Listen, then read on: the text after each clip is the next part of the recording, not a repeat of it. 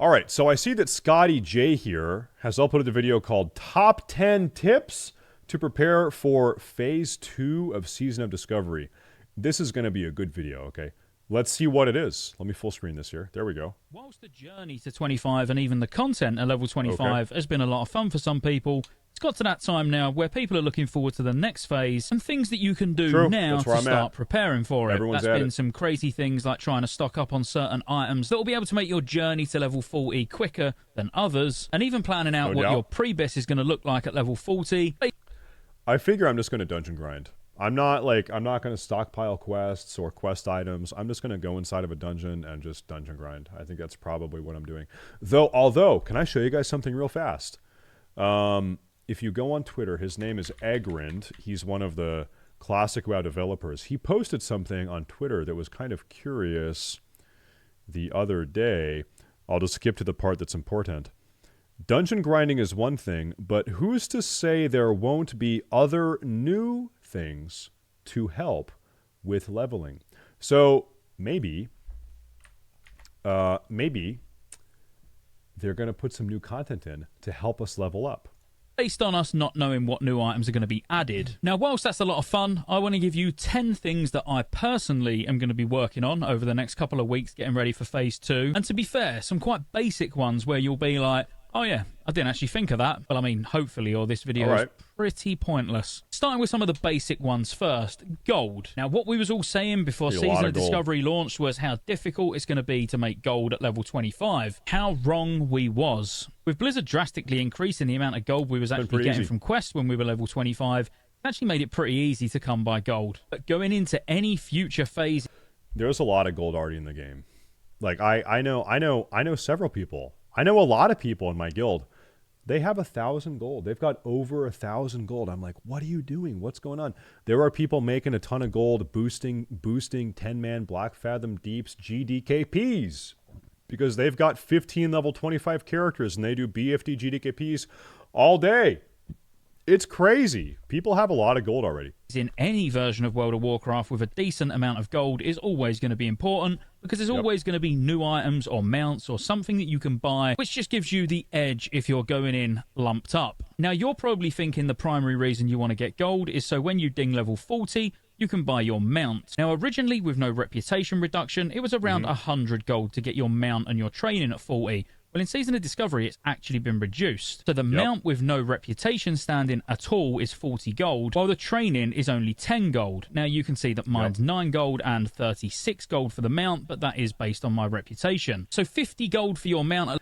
So, by the way, what he mentions about reputation, if you are honored with your mount faction, you get 10% discount, but also if you are PvP rank 3, you get another 10% discount. So if you really want to get the cheapest mount possible, rank 3 plus honored with your mount faction, and you're going to have a minus 20% discount. Let's go. At level 40, you're easily going to make 50 gold from 25 to 40 anyway. But if you want to make sure that you've got enough now, at least having 50 gold going into the next phase is going to be important because then anything you make along the way is just going to be a bonus. Now, of course, there'll probably be BOEs that you're going to want to buy, so the more gold, the better. But I think an absolute baseline.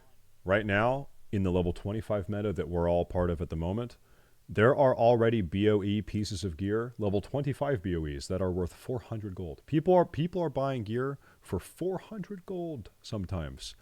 So I don't even want to know what some of this best in slot gear is going to be at level 40 or 50 or 60.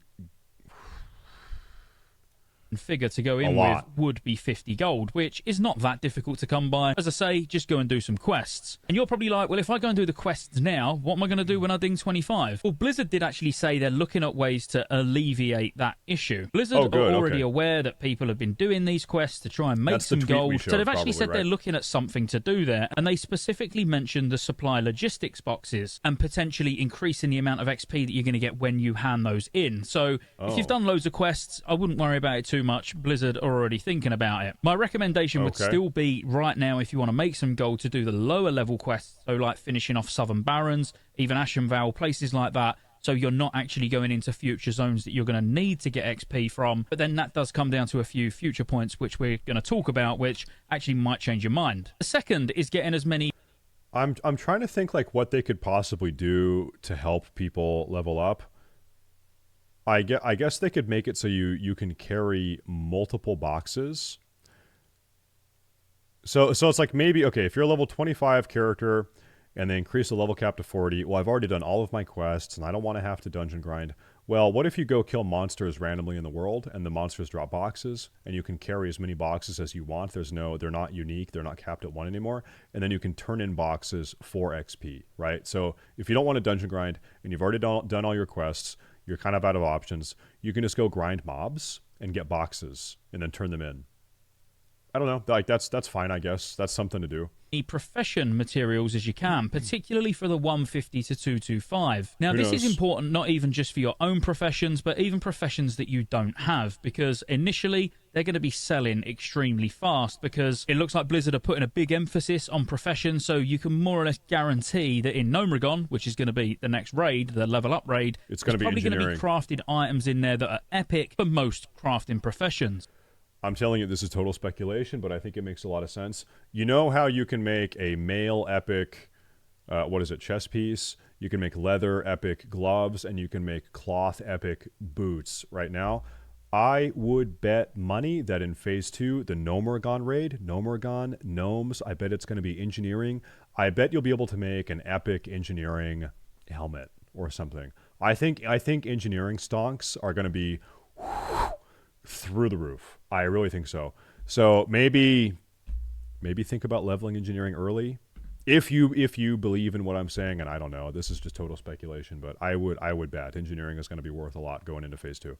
So being able to have loads of profession materials stocked up ready to sell, or obviously even use yourself to craft these items, is going to be key. Now you're probably like, well, that sounds really easy, but how am I going to get these? Well, we know fishing is a fan favourite. You can fish for things like iron-bound trunks or even mithril-bound trunks to be able to get these higher level materials stocked up now. And obviously, you're going to make some good gold along the way and potentially get some higher level greens, which are actually going to help you when you're leveling as well. But just having enough profession materials set aside to be able to get your 150 to 225 done as quickly as possible is definitely going to be a big thing. Now, we've already spoke about you doing your quests for gold, but what about doing your quests to actually stock up on XP? Now, this is nothing new, and we've been doing it in every expansion since the dawn of World of Warcraft. We know the levels are going to go up, so you want to stock up on as many quests as possible.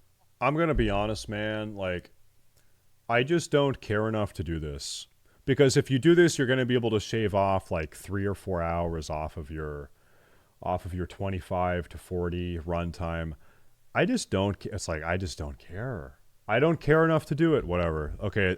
Then I'll take another 3 hours. Whatever, dude. Possible. If you get a full quest log of quests to hand in, you're not losing out on anything other than the actual XP you would have gained from killing the mobs. So on the basis, Blizzard have already said that they're going to be increasing the amount of XP that you get from somewhere, whether it is the supply logistics or something else. You don't need to be too worried about missing out on the actual killing portion of the XP from these quests. So definitely getting as many quests completed in your log before Phase 2 launches as possible is definitely a good move. If you want to go sweaty mode on top of this, there's also items that drop off of certain monsters that if you right-click the item in your bag, it gives you a quest also. So you can have, 25 quests, whatever it is, in your quest log, and then you can have like another 10 or 15 quest items that you right-click to get a new quest. So you can stockpile a lot if you really want to. And that is one that I'm personally working on right now. Now, many people have said that they'll do something to fix this. They won't give XP, but I personally don't see them doing anything with it because this is nothing out of the ordinary. Being able to do a little bit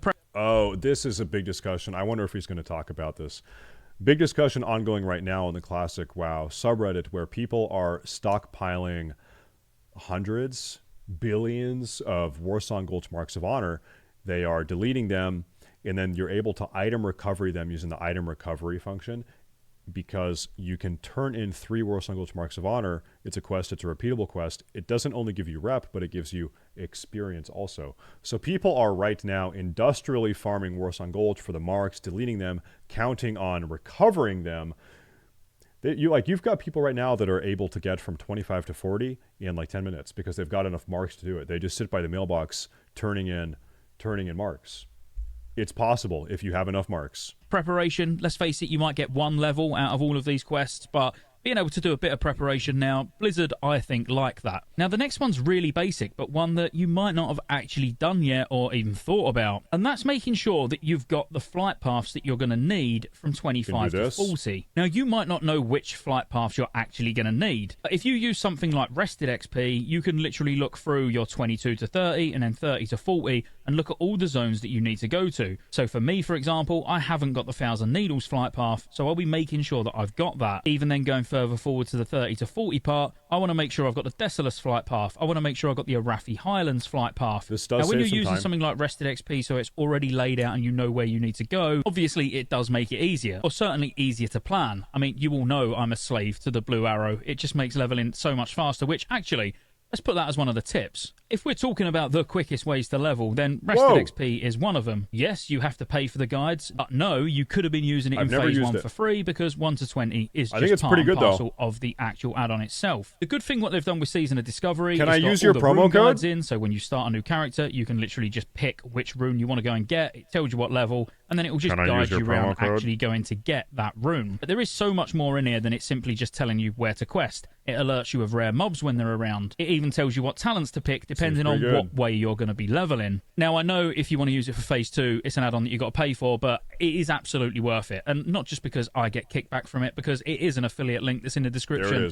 and the pinned comment, so every guide you buy does actually support the channel as well directly. But quite honestly, for any of you that watch me stream, you know I never play without it. Then moving on to number 6. It does seem like a really good leveling guide. I have not used it. I have a I just like leveling. I'm not trying to like do it as fast as possible, I guess, or I want to make my own route. I like to do it my way. That's kind of my thing.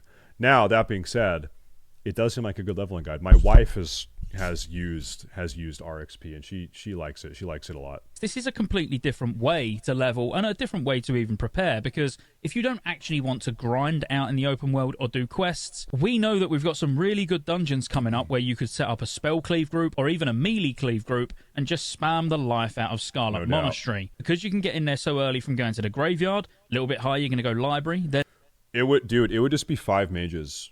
Why would you do anything else? Like, mages can heal themselves.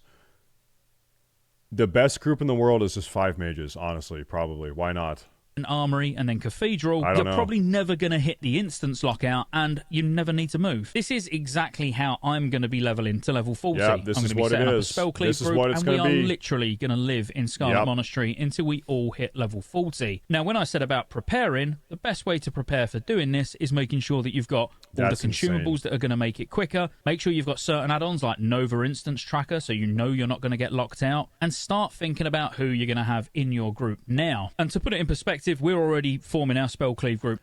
It might be fun just to try to solo. Like, if you want to grind, just solo grind dungeons. That would be cool. That would be a lot of fun. I'm playing Metamorphosis Warlock. That would be a lot of fun. Now, once we've handed in all our pre-prepared quests, we'll meet at Scarlet Monastery and we'll just start slapping. Obviously, you can just run around and quest, and it will probably be just as fast, maybe even faster if you ain't got a lot of competition for mobs. But at least if you're tucked away in Scarlet Monastery, if you're on a PvP server, you're not going to be getting killed. You're just going to be in there just grinding away non-stop. Enter on Discord.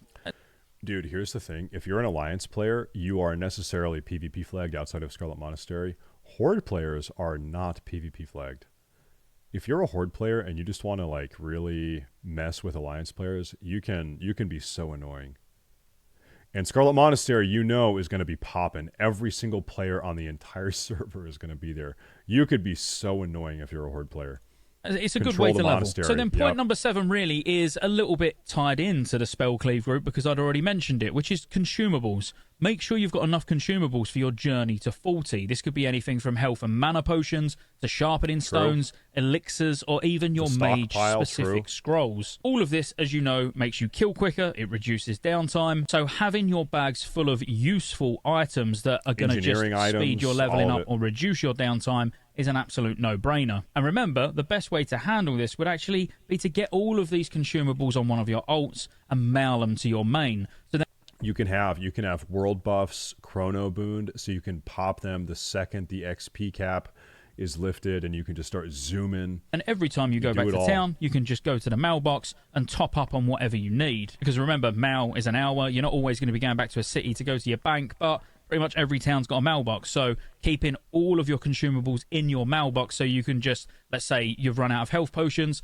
grab a couple of stacks out of the mailbox when you go back to Ann questing, carry on. It does make that slightly more difficult when you're actually doing a spell cleave group in Scarlet Monastery, for example, because there's no portable mailbox. Number 9 might seem a bit obvious to some of you if you're already using it, but having Nova world buffs is going to be very important. Like I said, it might seem obvious, but being able to escape a layer when phase 2 drops that is an absolute plague fest of people wanting a gank. Keep in mind, leveling 1 to 25, there was like no PvP, not a whole lot of PvP, because the 1 to 25 zones, not really PvP zones, right? Pretty much. 25 to 40, it's going to be a PvP slaughterfest. You're in Stranglethorn Vale. You're in Shimmering Flats. You're in Desolace. You're in Arathi Highlands. You're in Hillsborough Foothills. It is gonna be a lot of PvP. A lot of world PvP. It'll be a shit show. Yeah, is just a must. Now, what Nova World Buffs does, if you're not aware, it shows you how many layers there are. It shows you who's on each layer in your guild. And then you literally can just ask someone who's on a different layer to you to invite you to their layer. And you just hope that theirs isn't quite as busy as yours. When Phase 2 launches, if you're constantly having to wait for mobs to respawn or you're getting ganked all the time, being able to get onto a different layer is just going to speed everything up for you. Now, don't get me wrong, if everyone's layer swapping all over the place, then, you know, they could just follow you to the next layer. But trust me, I swap layers quite a lot. And especially on the basis we don't know where these new runes are going to come from each class. If there's anywhere it's a rare mob that spawns, for example, or an elite that's got quite a long spawn timer, you'll probably want to know what layer people are on so you can hop on their layer to potentially kill one of these to get your runes. And then finally, I think that every class is going to get 4 new runes and 1 new rune slot. So right now we have chest, gloves, legs. I think we might get like shoulders and then 4 runes for your shoulder slot, right? I think that's probably what they're going to do. This is again something you can do right now, and it does pass the time, but starting to try and get items that you can't even use yet. What I mean by this is doing some of these dungeons that don't drop anything you can use now, but will help the leveling journey to 40. So yes, they may be hard to do, some harder than others, but it gives you something to do now, like I said. So getting in places like Razorfen Crawl, even the lower bits of Scarlet Monastery to actually get some of these greens drop in, they're all going to give you power spikes while you're leveling. It's not going to matter whether you go look at the auction house right now, there are like level 33 greens already on the auction house. People are trying to sell them. People are doing this. You're questing, you're grinding, you're dungeon cleaving, having a few items in your bag ready to go, obviously, it's just going to help. And if you've got a particularly good group and being able to take down even some of the bosses in these dungeons where they drop blue items that you know are going to be super strong for you as you're leveling, you'll probably actually have fun trying to do it at the same time because it will be challenging when you're missing constantly. But they're my top 10 tips of how you can get prepared for Phase 2. It's a good video. Hopefully you at least took something away from the video. And as always, if you enjoyed the video, like and subscribe. I've put Rested XP link in the description below if you want. That's a great video. Upvote. I'm going to link it out. I do feel like at this point in SOD, it's been out for 5 weeks. We probably have another 3 or 4 weeks, probably 4 weeks until Phase 2 comes out. All of the SOD discussion I see right now is Phase 2 preparation discussion. People aren't really thinking about Phase 1 now. They're just kind of thinking about Phase 2. Right? It's like, okay, right now, how can I prepare for Phase 2? So, yeah, popular idea. Everyone is kind of thinking about the same thing right now, it seems. Great video. Good video. Awesome.